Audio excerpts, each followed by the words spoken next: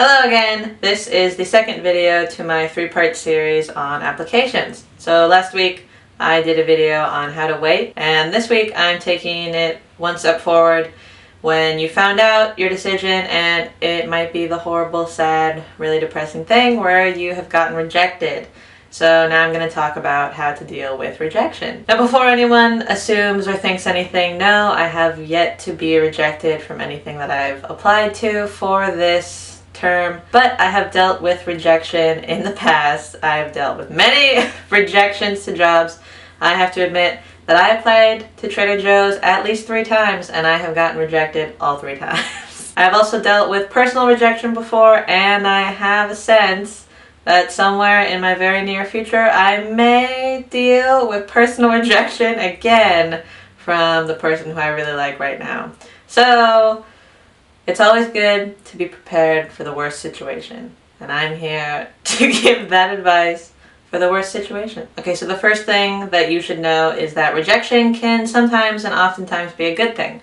If you get rejected from a job, then that's probably just because there was someone else who is more qualified than you in that application round. And getting rejected doesn't necessarily mean that you don't have the potential to become better later in the future. It just means that right now you don't have the right stuff to handle what you were trying to apply for. And I think the best reaction to getting rejected from a job is a spirited reaction where you think, oh, I'm really upset that I got rejected, but I'm a really great candidate and they should know that, and I'm going to show them. So then you can go out and find different work, or you can make your own work with your friends and you can just get better. And then later, if you apply again, then you'll have more stuff to put on your resume. I also think that getting rejected from someplace like your dream company can also be turned into a good thing, because if you think that you're qualified at this time, at this stage in your life, and then you end up getting rejected, then that just means that the company that you thought was within your grasp is actually way cooler and way higher than you thought. A good thing to do is to kind of think of it as sports.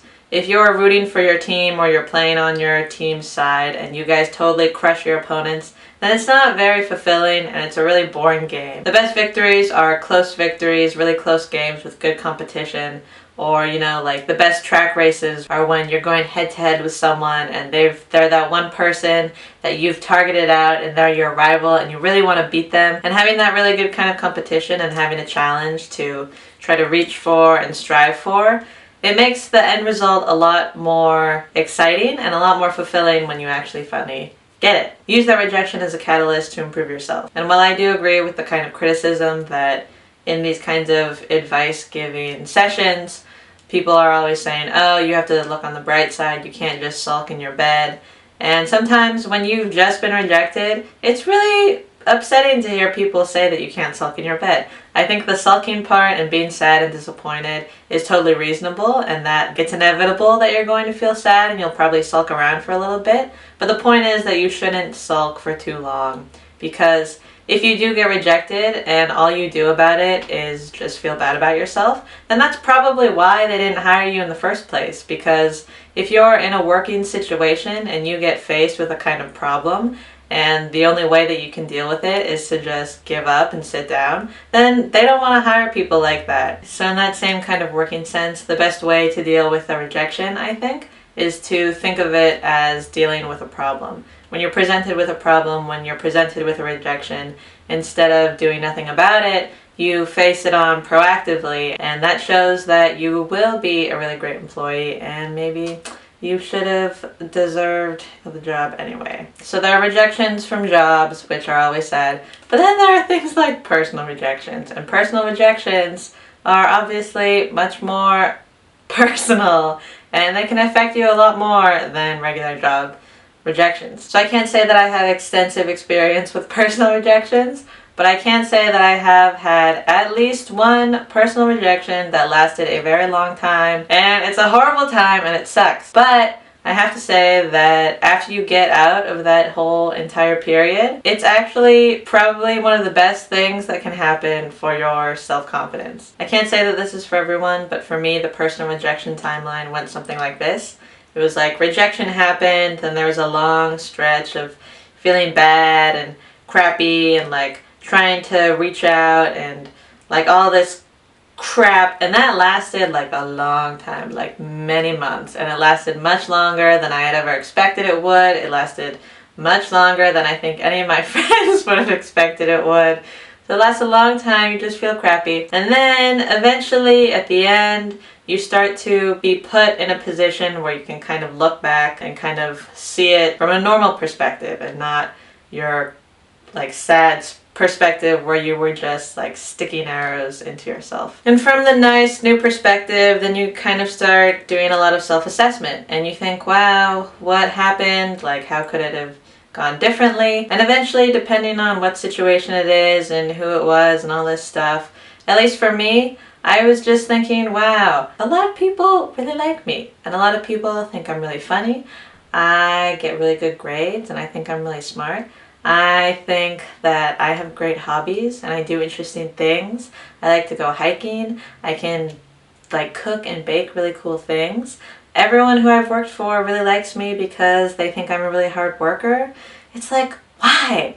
I'm a really cool person. If I was a dude or if I was a lesbian, then I would totally want to date me. The problem is not with me, it's with this other dude who was so immature, he didn't know what he wanted, and he was so mean to like use someone when he didn't even know what he wanted himself. And it's unfortunate that all that happened, and it's unfortunate that that person is still kind of like in a slump, but all that I know now is that I am still a really cool person. It takes a long time until you can think about you and the other person in like separate contexts and kind of weigh things against each other. Like, well, I have this, I have this, I have this. These are all my good attributes. These are all their good attributes. Like, who's really the cool person in this dynamic?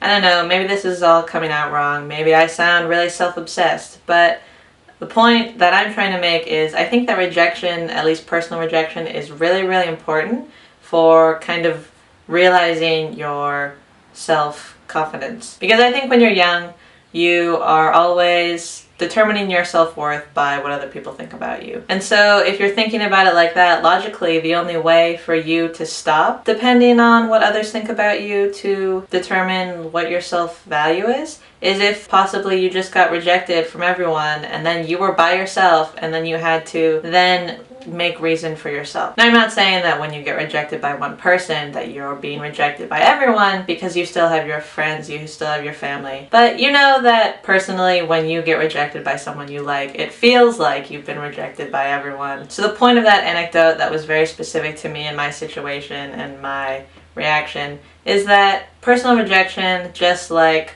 rejection from a job and things like that, it can usually be a positive thing. After rejection, there will always be a long time period, sometimes longer than you think, where you just feel really crappy and sad. But the important thing is that if you can use it as motivation to better yourself, then you'll probably become even more qualified for your dream job or your dream school or your dream internship or your dream person. Or at least that is my humble, positive, glass half full opinion. Hopefully none of us are going to be rejected in the near future, but if any of us are, then it's not so bad, because you can watch this video and you can do something about it.